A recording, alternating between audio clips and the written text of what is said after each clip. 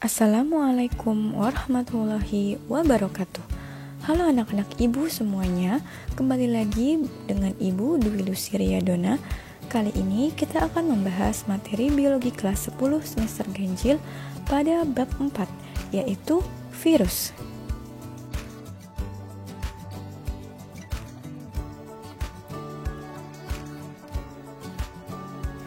Bab ini ada pada KD 3.4, yaitu menganalisis struktur, replikasi, dan peran virus dalam kehidupan. IPK atau indikator pencapaian kompetensi pada pertemuan kali ini adalah mengidentifikasi ciri-ciri virus dan mengelompokkan jenis-jenis virus berdasarkan ciri-cirinya.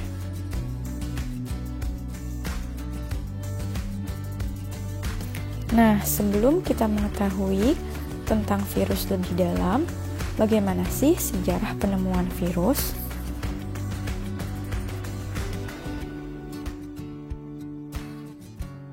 Cerita tentang bagaimana virus ditemukan diawali pada sekitar akhir abad ke-19. Pada saat itu, banyak terdapat penyakit mosaik. Penyakit mosaik tembakau menghalangi pertumbuhan tanaman tembakau dan menyebabkan daun tembakau bertotol-totol atau mosaik. Pada tahun 1883, Adolf Meyer, seorang ilmuwan Jerman, menemukan bahwa ia bisa menularkan penyakit tersebut dari tanaman ke tanaman dengan cara menggosokkan getah yang diekstraksi dari daun yang berpenyakit ke tanaman yang sehat. Percobaan Adolf Meyer ini ingin mengetahui penyebab penyakit mosaik pada tembakau. Ia pertama-tama mengambil daun dari tembakau yang berpenyakit, kemudian daun dari tembakau tersebut dihaluskan dan dibuat ekstrak daun. Lalu, ekstrak daun tembakau yang berpenyakit atau getah daun tadi disemprotkan ke tanaman tembakau yang sehat. Hasilnya, tanaman tembakau yang sehat menjadi sakit.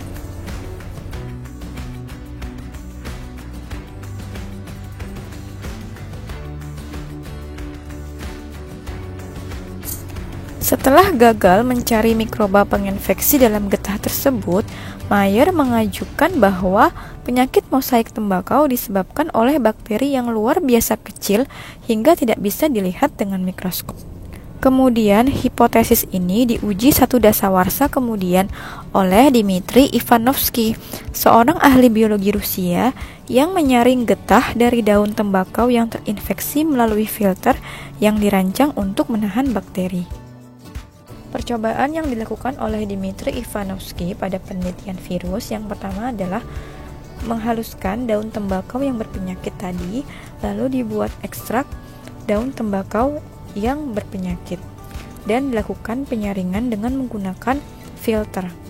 Kemudian, filtrat daun tembakau yang berpenyakit tadi disemprotkan atau digosokkan ke tanaman tembakau yang sehat. Hasilnya, tanaman tembakau tersebut menjadi sakit. Namun, Ivanovsky mempertahankan hipotesis bahwa bakteri yang menyebabkan penyakit mosaik tembakau. Ia barangkali menalar bahwa bakteri itu cukup kecil untuk melewati filter atau menghasilkan toksin yang bisa melakukan hal tersebut. Kemudian, seorang ahli botani Belanda, Martinus Beijering, melaksanakan serangkaian percobaan klasik yang menunjukkan bahwa agen penginfeksi dalam getah yang difilter dapat bereproduksi. Percobaan yang dilakukan oleh Martinus Beijering tadi, yang pertama adalah getah tanaman tembakau dengan penyakit mosaik tembakau diekstraksi, kemudian getah disaring dengan filter porselin yang diketahui dapat memerangkap bakteri. Kemudian, getah hasil saringan digosokkan ke tanaman tembakau yang sehat. Hasilnya, tanaman yang sehat menjadi terinfeksi. Kesimpulan dari percobaan dari Martinus Beijering tadi adalah agen penginfeksi tampaknya bukan bakteri, karena dapat melewati filter yang bisa memerangkap bakteri. Patogen itu pastilah dapat bereproduksi pada tanaman karena kemampuan penyakit tidak berkurang setelah ditransfer beberapa kali dari tanaman ke tanaman. Beijering juga menunjukkan bahwa tidak seperti bakteri yang digunakan di laboratorium saat itu, Agen penyakit mosaik yang misterius tersebut tidak dapat dibiarkan pada medium nutrien dalam tabung reaksi atau cawan Petri. Beijering membayangkan suatu partikel yang bisa bereproduksi, berukuran jauh lebih kecil dan lebih sederhana daripada bakteri. Ia pun umumnya disebut sebagai ilmuwan pertama yang menyuarakan konsep virus. Kecurigaan Beijering dikonfirmasi pada tahun 1935 ketika ilmuwan Amerika Wendell Stanley mengkristalisasi partikel penginfeksi, kini dikenal sebagai virus mosaik tembakau atau Tobacco Mosaic Virus, TMV. Setelah itu, TMV dan berbagai jenis virus lain dapat benar-benar terlihat berkat bantuan mikroskop elektron. Temuan Stanley bahwa virus bisa dikristalisasi merupakan berita yang menarik sekaligus membingungkan. Sel paling sederhana sekalipun tidak bisa beragregasi menjadi kristal teratur. Jika virus bukan sel, lantas apa? Virus merupakan partikel penginfeksi yang terdiri atas asam nukleat berselubung protein dan pada beberapa kasus dilindungi oleh amplop bermembran.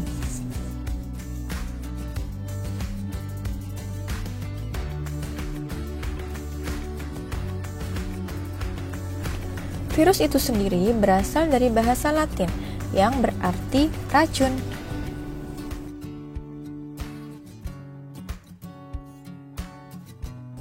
Ada 3 jenis istilah virus. Yang pertama, virion, partikel virus yang sudah lengkap bagian-bagiannya.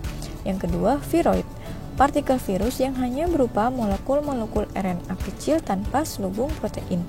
Dan yang terakhir adalah prion, partikel protein infektif tanpa asam nukleat. Viroid adalah molekul RNA melingkar yang panjangnya hanya beberapa ratus nukleotida dan menginfeksi tumbuhan. Viroid tidak mengkodekan protein, namun dapat bereplikasi dalam tumbuhan inang, tampaknya menggunakan enzim-enzim sel inang. Molekul-molekul RNA kecil ini tampaknya menyebabkan kesalahan pada sistem regulasi yang mengontrol pertumbuhan tumbuhan, dan tanda-tanda khas penyakit viroid adalah perkembangan abnormal dan pertumbuhan yang terhambat. Salah satu penyakit viroid disebut cadang-cadang telah membunuh lebih dari 10 juta pohon kelapa di Filipina. Yang lebih mengejutkan adalah bukti keberadaan protein penginfeksi yang kita sebut prion. Prion tampaknya menyebabkan sejumlah penyakit otak degeneratif pada berbagai spesies hewan. Penyakit-penyakit ini antara lain scrapie pada domba, penyakit sapi gila yang menghantui industri daging sapi Eropa pada beberapa tahun terakhir. Prion kemungkinan besar ditularkan melalui makanan, seperti yang mungkin terjadi ketika orang menyantap daging sapi yang mengandung prion yang berasal dari ternak berpenyakit sapi gila. 2 ciri prion yang sangat mengkhawatirkan adalah yang pertama, prion bekerja sangat lambat dengan periode inkubasi setidaknya 10 tahun sebelum gejala berkembang. Periode inkubasi yang panjang ini menyebabkan sumber infeksi baru bisa diidentifikasi lama setelah kasus pertama muncul, sehingga lebih banyak infeksi yang terjadi. Kedua, prion tampaknya tidak dapat dihancurkan. Prion tidak hancur atau terdeaktivasi oleh pemanasan dengan temperatur yang biasa digunakan untuk memasak.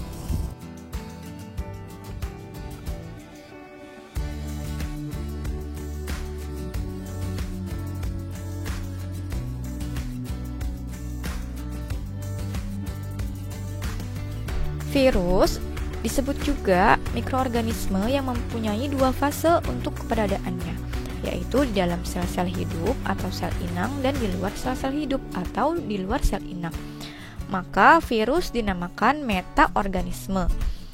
Apabila di luar sel inangnya, virus terdiri atas partikel-partikel yang mempunyai ciri-ciri tersendiri atau bersifat tidak hidup. Akan tetapi, bila berada di dalam sel inangnya, virus dapat disebut sebagai makhluk hidup karena mampu berkembang biak.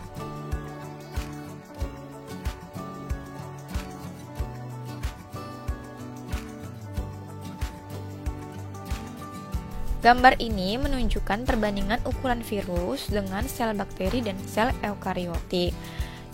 Sehingga kita bisa lihat partikel virus hanya berukuran 0,2 mikrometer dibandingkan dengan sel bakteri dan sel eukariotik yang ukurannya lebih besar.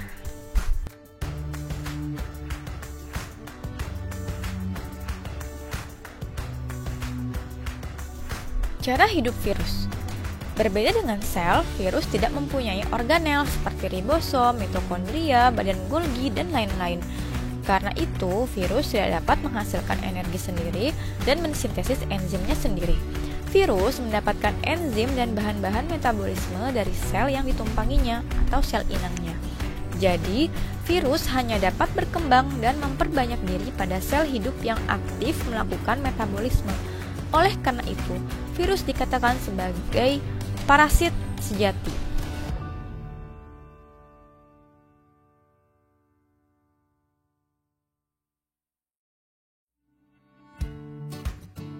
Baiklah, kita lanjut ke ciri-ciri virus. Yang pertama adalah bersifat aseluler atau tidak mempunyai sel. Yang kedua, berukuran 20-300 mm. Yang ketiga, bersifat metaorganisme. Yang keempat, bersifat mikroskopis. Dan yang kelima, memiliki salah satu macam asam nukleat, yaitu RNA atau DNA saja.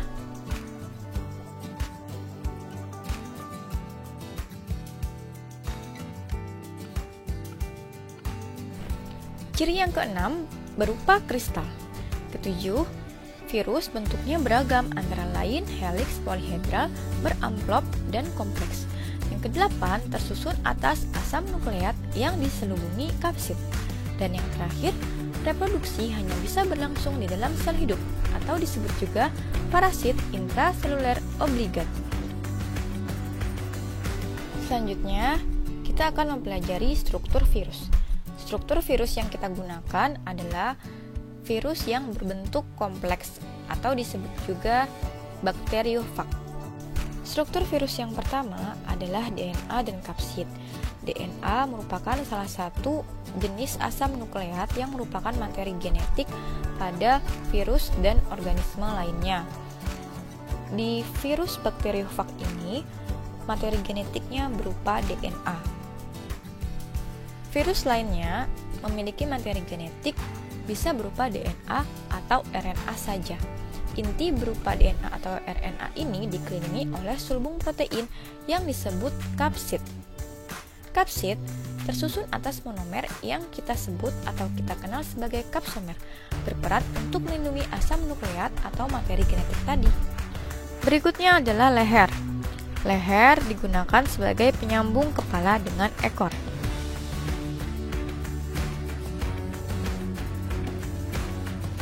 Selanjutnya, selubung. Selubung berfungsi melindungi materi genetik pada saat penetrasi.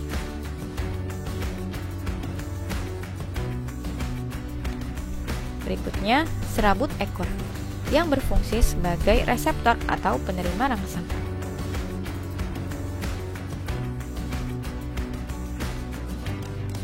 Berikutnya, ada papan dasar, yaitu sebagai tempat melekatnya virus ke dinding sel bakteri.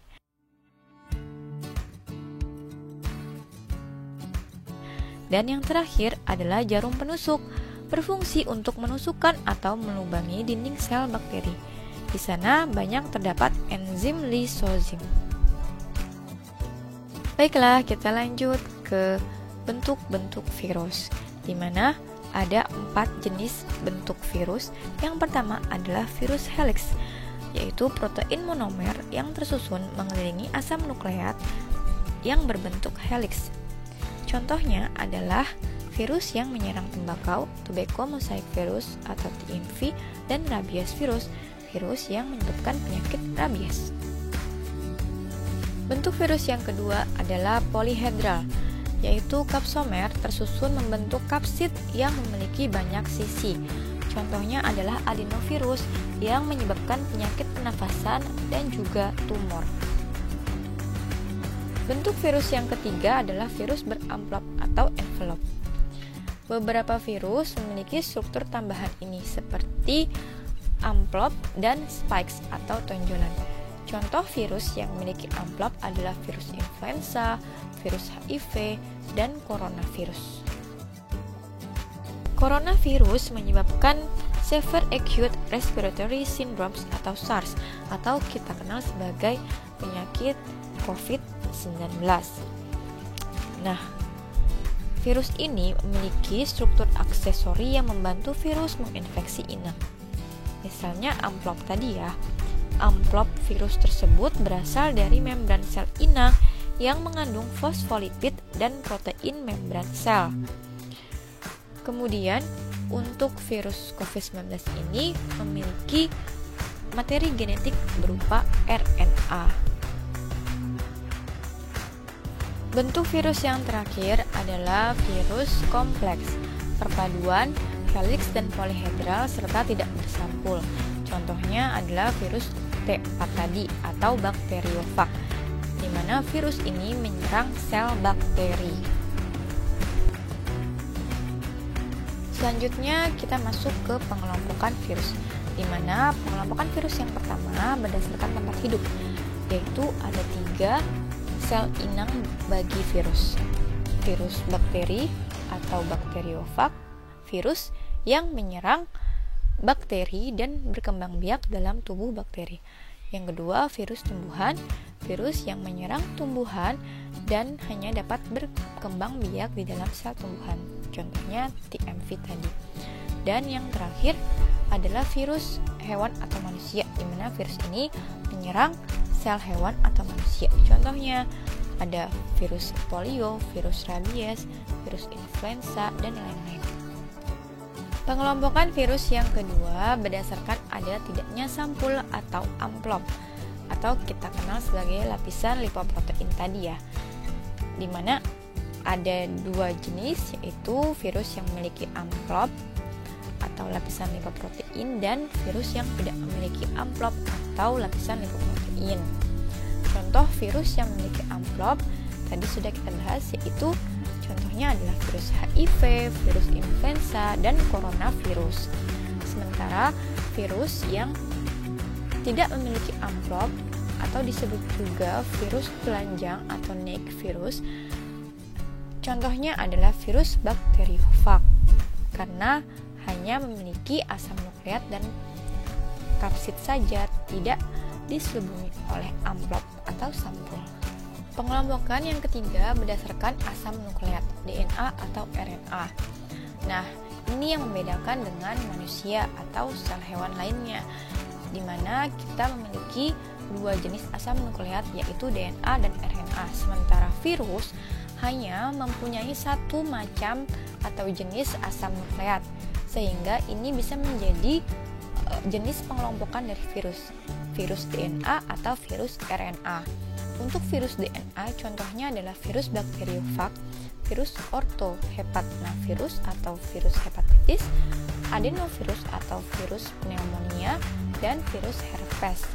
Sementara virus RNA yaitu contohnya adalah virus influenza, virus rabies, virus HIV, virus campak, polio, meningitis, dan juga coronavirus.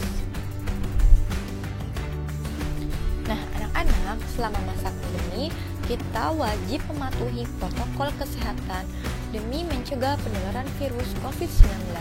Di antaranya adalah cuci tangan dengan sabun. Namun, jika tidak ada, dapat menggunakan hand sanitizer. Yang kedua, gunakan masker setiap keluar rumah.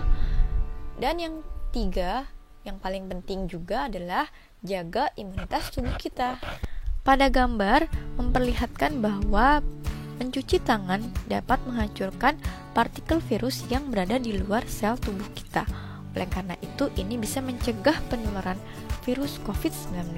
Ketika virus berada di luar sel tubuh kita, virus tersebut hanya berupa partikel-partikel atau kristal-kristal yang tidak berbahaya bagi tubuh kita. Oleh karena itu, mencegah dengan mencuci tangan dengan sabun, di mana sabun ini dapat meluruhkan komponen virus berupa spike atau tonjolan tadi yang berupa protein, dan envelope atau amplop yang berupa lipid. Bisa dihancurkan dengan kita mencuci tangan secara teratur. Semoga kita semua bisa terhindar dari penularan virus COVID-19 dan selalu sehat walafiat dalam masa pandemi COVID-19 ini ya. Terima kasih sudah menyimak pembelajaran kita hari ini.